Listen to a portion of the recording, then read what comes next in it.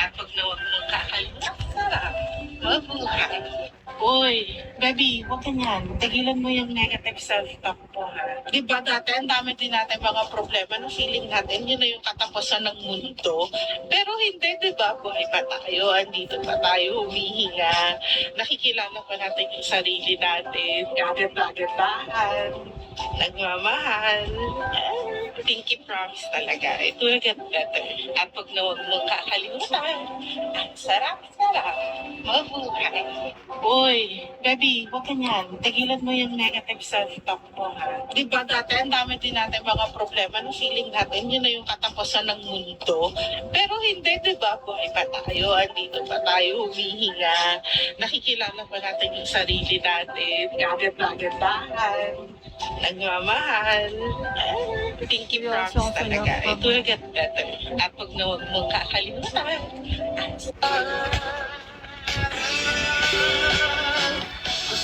Meron ka ng portable. Tiltok lang tayo para. Hindi nyo masisipan. Ganda to pala talaga ang pakiramdam pag napamahal. Ewan ko lang kung tama pa ba ang lahat na Sa pag-aralan mo sa buhay mo ay yung wag kang mainggit at wag kang maging greedy sa kapwa mo. Mag-focus ka lang sa life mo. Kasi may mga tao minsan na naiinggit sa ibang tao kasi mapera si ganito, kasi si ganito, nabibili niya lahat ng mga gusto niya, bata-bata pa, ang yaman-yaman na. Huwag niyong kainggitan yung mga taong ganyan, okay? Kasi pagka yung mga yan, hindi nila ingatan ang blessings nila kapag ka sila ay madamo at yun nga yung greedy, hindi man lang nagsishare sa kapwa nila, and kahit sobra-sobra na ang yayabang sa mga social media, bili ng ganito, bili ng ganyan, yung mga hindi naman needs talaga sa buhay. Binibili lang nila para may magastos sila. Alam niyo yun, para maubos lang yung pera nila or bawasan. Okay, maingit sa mga ganon kasi minsan may mga blessings talaga na kaya sa kanila pinananas ngayon yan ni Lord. Kasi alam yun, maaaring mawala yan pagdating ng panahon. Sobrang dami kong kilala na tao na bata-bata pa lang. Diyos ko, nabibili na lahat, afford na yung ganito. Pero Diyos ko, pag binigyan ng problema talaga, o pag dumating yung problema, sabi ko sa inyo, agad yan, mawawala.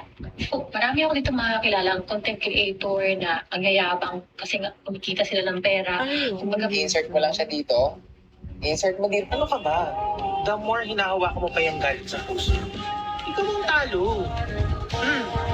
Well, gets kita. Gets naman kita na hindi ganun kadali magpatawad.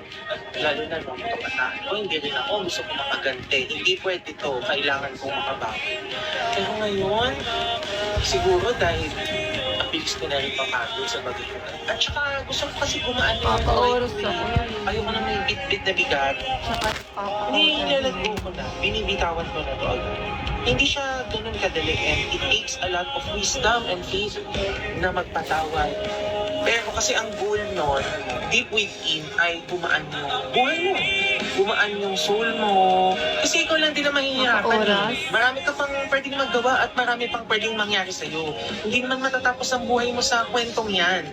Ngayon, kung mag-i-stay ka dyan at dadalhin mo yung bigat na yan ng pangmatagalan, ikaw ang talo. Yan ang totoo. Kaya ilaban mong magpatawad. Parang lahat naman naging toxic. Toxic din ako. Marami rin ako mga pinagagawa na hindi ako proud. Especially na.